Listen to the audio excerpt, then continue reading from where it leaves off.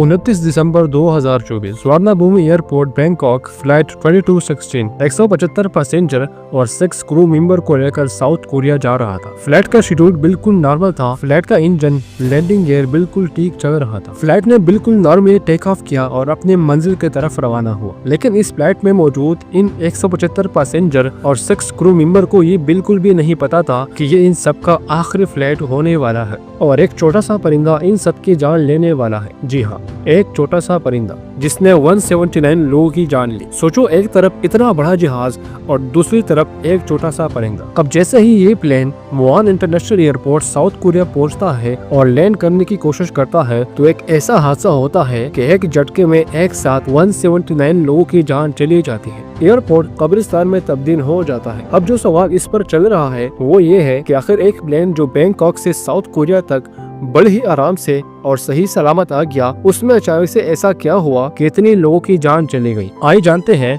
First of all कि ये plane आखिर क्रैश कैसे हुआ। देखो, मीडिया रिपोर्ट के मुताबिक अभी तक इस भयानक हादसे के पीछे की एग्जैक्ट रीजन का पता नहीं चला है, लेकिन BBC के मुताबिक फायर डिपार्टमेंट ने कहा है कि माना जा रहा है कि बर्ड की टकराने और खराब मौसम की वजह से ये हादसा हुआ है। साउथ कोरिया की ट्रांसपोर्ट ऑफिशियल के मुताबिक जिस वक्त प्लेन रनवे पर लैंड करने की कोशिश कर रहा था, एयर ट्रैफिक कंट्रोल ने उन्हें वार्निंग दी कि रनवे के पास परिंदे हैं, फिलहाल हवा में रहे। फिर इसकी 2 मिनट बाद पायलट ने मैड है यानी इमरजेंसी की वार्निंग दी, जिसके बाद ATC ने उन्हें उल्टी तरफ से लैंड करने की इजाजत दी। इसके बाद जब पायलट ने रनवे की उल्टी तरफ से लैंड करने की कोशिश की तो प्लेन की लैंडिंग गियर में प्रॉब्लम आ गई। अब मीडिया की रिपोर्ट के मुताबिक ये प्रॉब्लम लैंडिंग गियर में परिंदों की टकराने की वजह से आई है। इसके बाद जब लैंडिंग गियर नहीं खुला तो पायलट ने बेली लैंडिंग करने की कोशिश की और बस बिना लैंडिंग गियर यानी प्लेन बिना पहियों की लैंडिंग करने की कोशिश करते वक्त रनवे से फिसलकर दीवार से टकरा गया और इस प्लेन में मौजूद 181 लोगों में से 189 लोगों ने अपनी जान गंवा दी। रिपोर्ट के मुताबिक प्लेन में मौजूद पैसेंजर में से 173 लोग साउथ कोरिया के थे और 2 थाईलैंड के थे। इन पैसेंजर की उम्र 3 से लेकर 78 साल तक की थी। अब यहाँ 2 सवाल बड़े सीधे से आते हैं कि क्या वाकई बर्ड के टकराने से प्लेन में इतना बड़ा हादसा हो सकता है, और दूसरा ये कि ये बेली लैंडिंग क्या होती है।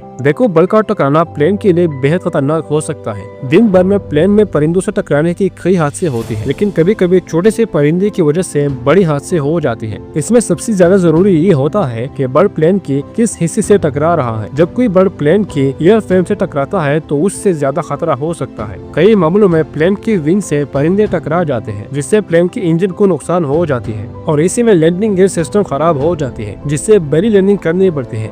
नाउ क्या है बेली लैंडिंग? बेली लैंडिंग एक ऐसा इमरजेंसी लैंडिंग प्रोसेस होता है जिसमें प्लेन अपनी लैंडिंग गियर को खोले बिना रनवे पर लैंड करता है। बेली लैंडिंग के लिए प्लेन अपनी पीठ यानी कि निचले हिस्से का इस्तेमाल करता है और ऐसा अक्सर प्लेन की लैंडिंग गियर में टेक्निकल खराबी से होता है। बेली लैंडिंग के दौरान प्लेन को बहुत ज्यादा नुकसान होता है। ऐसे में पायलट पर बहुत कुछ डिपेंड करता है। अगर साउथ कोरिया की प्लेन क्रैश में उसकी ट्रांसपोर्ट डिपार्टमेंट की बात करें तो प्लेन के हेड पायलट के पास प्लेन उड़ाने का 9800 घंटे का एक्सपीरियंस था और वो 2019 से ये काम कर रहे थे। तो क्या सारी गलती बस की ही है या फिर प्लेन में कोई प्रॉब्लम तो नहीं थी? इस हादसे में शामिल प्लेन बोइंग 737-800 थी, जिसका मैनेजमेंट कोरिया बजट एयरलाइन जेजू एयर कर रहे थे। जेजू एयर की मैनेजमेंट टीम का कहना है कि प्लेन में किसी भी तरह की टेक्निकल खराबी नहीं थी। टीम का कहना है कि हादसे के पीछे की असल वजह क्या थी, ये जानने के लिए रिसर्च की जाएगी। अब बात करते हैं इन 2 लोगों की जिसकी जान इस भयानक हादसे में बच गई थी। इस हादसे में जिन 2 लोगों की जान बची है वो दोनों ही क्रू मेंबर हैं। इन्हें इमरजेंसी स्टाफ ने हॉस्पिटल में एडमिट कराया था। हॉस्पिटल के ऑफिसर का कहना है कि हालांकि उनकी जान को खतरा नहीं है, लेकिन उनकी हालात की वजह से अभी इनसे प्लेन की हादसे के बारे में बात करना पॉसिबल भी नहीं है। इस प्लेन क्रैश को हिस्ट्री में जेजू एयर की पहली भयानक एयर क्रैश बताया जा रहा है। अब इनका रिकॉर्ड साफ होने की वजह से लोग जेजू एयर को टारगेट नहीं कर रहे हैं। जेजू एयर साउथ कोरिया की सबसे कम बजट वाली एयरलाइन में से एक है, जो 2005 में एस्टेब्लिश हुई थी। अब सवाल ये आता है कि जब प्लेन में कोई खराबी नहीं थी तो क्या पायलट से गलती हुई है? देखो, एविएशन एक्सपर्ट जेफरी थॉमस ने एक न्यूज चैनल पर कहा है कि इस हादसे में बहुत सी चीजें ऐसे हैं जो समझ से परे है। ऐसा लगता है कि हालांकि बल्ब टकरा गया था और इंजन में से